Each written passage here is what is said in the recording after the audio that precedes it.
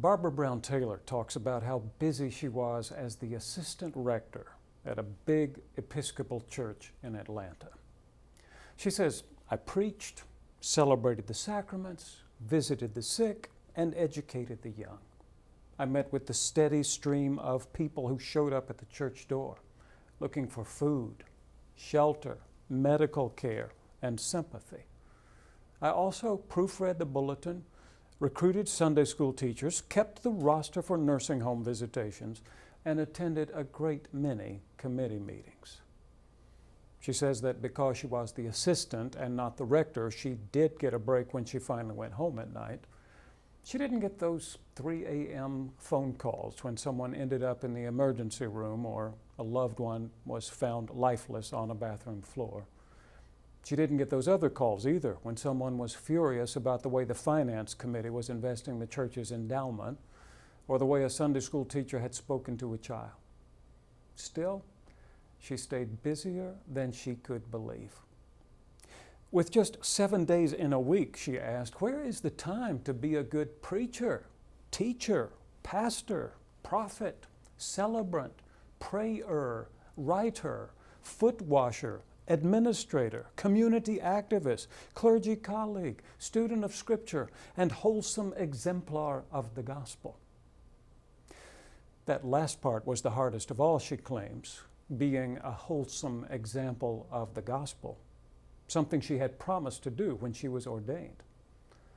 She tried to be a good example, but she wondered if being good was the same as being whole. And when she dreamed about the things that made her more whole, most of those dreams had no other people in them, which seemed like a betrayal of her calling to pastoral ministry.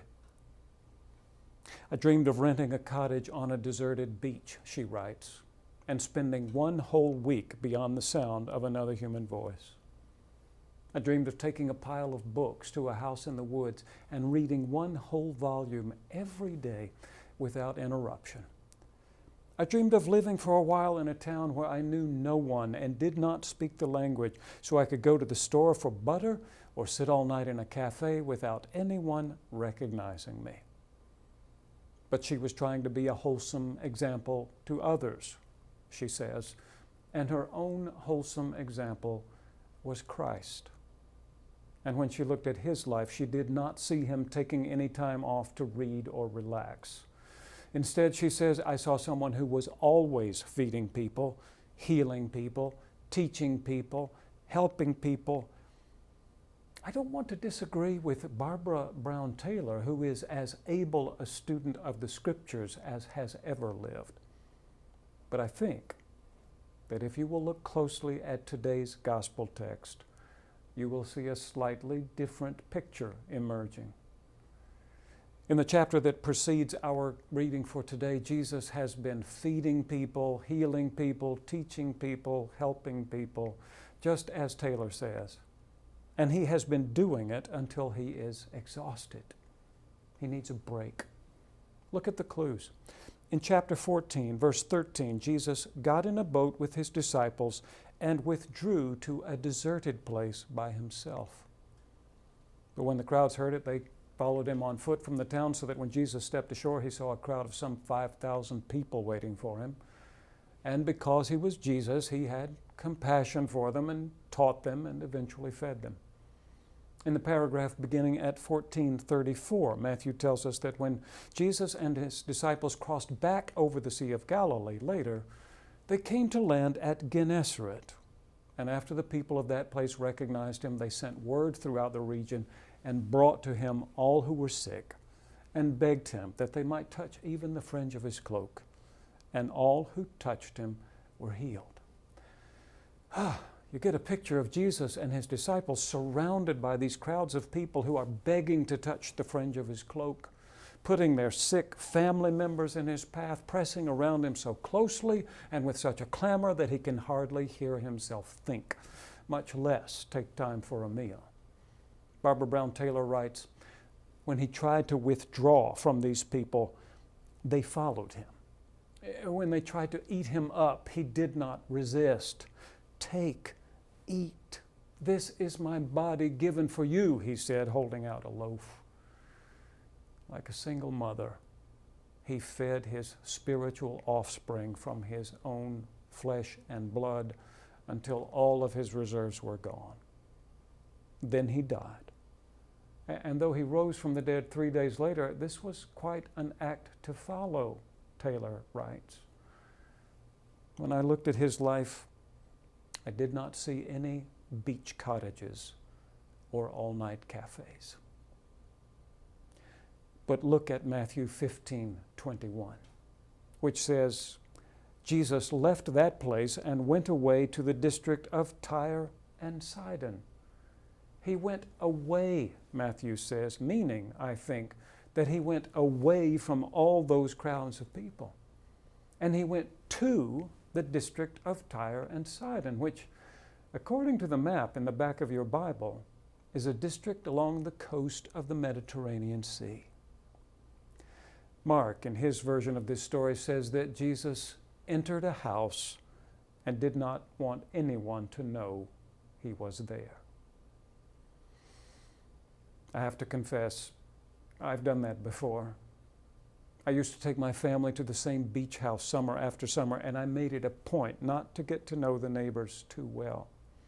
Once you let it slip that you're a minister, they start coming by in the evenings, sitting on the front porch with you, telling you their troubles.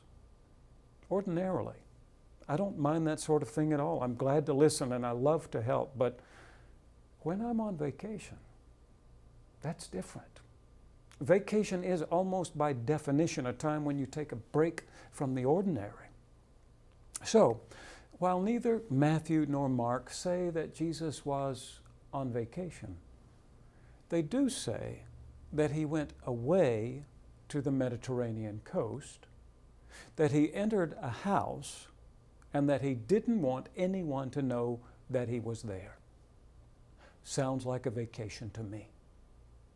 Again, I don't want to disagree with Barbara Brown Taylor, but I can imagine a nice pastel-colored beach cottage somewhere on the shores of the Mediterranean, with Jesus sitting on the front porch, gazing out over those deep blue waters, savoring those delicious breezes.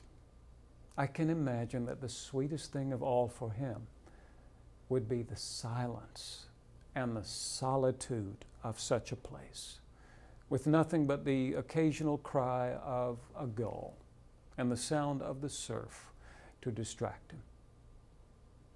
You wouldn't hold such a thing against him, would you? Everybody needs a break from time to time. But suddenly the silence was broken by the sound of this woman coming up the front steps in her flip-flops, calling for his help. "Have mercy on me, Lord," she says. "I know you're on vacation, but my daughter is possessed by a demon. I need your help." And if Jesus had a widow's mite, for every time he had heard that request, he would have been a rich man.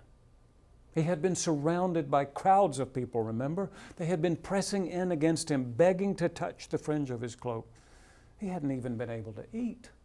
And now, when he has finally gotten a few minutes' peace, here comes this Canaanite woman. She's from another country. She has a different religion. It would be like a Muslim woman coming to me on vacation asking for help. I might not say it, but I would wonder, isn't there a mosque you can go to? An imam you can ask? Why are you coming to me? And so I can almost forgive Jesus for what he does next, which is nothing at all. Apparently, he just keeps looking off into the distance, pretending not to hear, until the disciples come begging him to send her away. "She keeps shouting after us," they say. "Do something." And so he tells her, "I was sent only to the lost sheep of the house of Israel." In other words, I can't help you. I'm up here in Gentile territory. I am way out of my jurisdiction. But this woman comes and kneels before him, bowing her head to the ground and begging, "Lord, help me." It is the request Jesus has never been able to refuse. But this time he says, it isn't fair to take the children's food and throw it to the dogs. It is another way, but not a more polite way of saying, go away, woman. You're bothering me. And yet, she won't go away. Jesus is not just her best hope, he is her only hope. She looks up into his face, her eyes searching for some flicker of empathy. Yes, Lord, she says, yet even the dogs eat the crumbs that fall from their master's table. It's a good answer. It is such a good answer that Jesus looks into those pleading eyes and feels his resolve crumbling. He can't help himself. Above the weariness of his human nature and the strength of his divine nature, it is his nature to feel with those who are hurting and want to do something about it. Christ, thy name is compassion. And so he says to her, woman, great is your faith. Let it be done for you as you wish. And even as he did it, he must have known what it would mean. Soon the news would spread. And before long, everyone in town would be coming up those front steps begging for mercy. His vacation would be over. But he did it anyway. And the woman went home to find her daughter sleeping in her own bed, resting in perfect peace for the first time in years. There is a word for what preachers do when they try to explain why bad things happen to good people. It's called theodicy. And it comes from two Greek words that mean essentially to justify God. Theodicy is how we try to get God off the hook, how we try to convince people that even though terrible things happen, God is still loving and still powerful. Today, I've been doing something that might be called Christodyssey. I've been trying to get Jesus off the hook.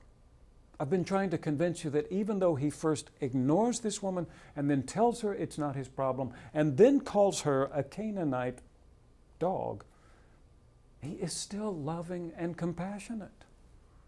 He was just worn out, I've been saying. He needed a break. Surely you can sympathize. We've all said or done things we have regretted, and often we have said them or done them when we were tired, when we just weren't ourselves. That's the excuse I've been trying to make for Jesus today. He was tired. He wasn't himself. The fact that I have spent most of the sermon trying to justify his behavior suggests that his behavior was uncharacteristic. That usually, instead of putting people down, he lifted them up. And that's true, isn't it? Follow Jesus through the Gospels and you will see that it is his way, usually, to reach down into the depths of human misery to lift people up. The force that he used was humanizing rather than dehumanizing. And that's what makes this story so difficult. In it, we see Jesus ignoring this woman, dismissing her, and finally insulting her. It isn't like him at all. And maybe that's what we are supposed to learn from this story, that ignoring, dismissing, or insulting people is not Christ-like behavior. When we see it in him, it shocks us. We scramble to explain. But what about when he sees it in us? Is he shocked by our behavior? Or is it just what he has come to expect? I know I've been guilty. And I know it usually happens when I'm tired. At one of my former churches, there was an indigent couple that used to come around asking for help all the time. They lived in a tiny camper at the edge of a field, and they really didn't have anything. They needed help.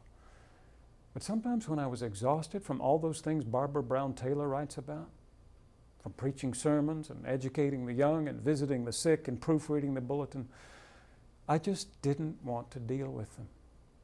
And it was easy in those times to think of all the reasons I shouldn't deal with them. They weren't members of my church. Helping them would only make them more dependent. Someone else might need that money. I was tempted to say to them, it isn't fair to take the children's food and throw it to the dogs. Except these weren't dogs. They were people. And that's something I learned from that Canaanite woman. No matter how much Jesus ignored her, dismissed her, insulted her, she never stopped believing that her daughter was worth something. And eventually she convinced Jesus that she was worth something too. Instead of seeing her as a Canaanite dog, he came to see her as a woman of great faith. Now, it may be only a coincidence, but at the end of this gospel, Matthew's gospel, Jesus doesn't tell his followers to go and make disciples among the lost sheep of the house of Israel. He tells them to go and make disciples of every nation, including that nation where the Canaanite woman lived. Is it possible that she persuaded him? That while he was on vacation, Jesus learned that the love of God was big enough, not only for the house of Israel, but for the whole human race. Is it possible he learned that among the people of the world there is no one we can ignore, dismiss, or insult, but that all people everywhere, people of every class and race and culture, are the children of God? It sounds possible to me. It sounds like the truth. In fact, it sounds like the gospel truth. Thanks be to God.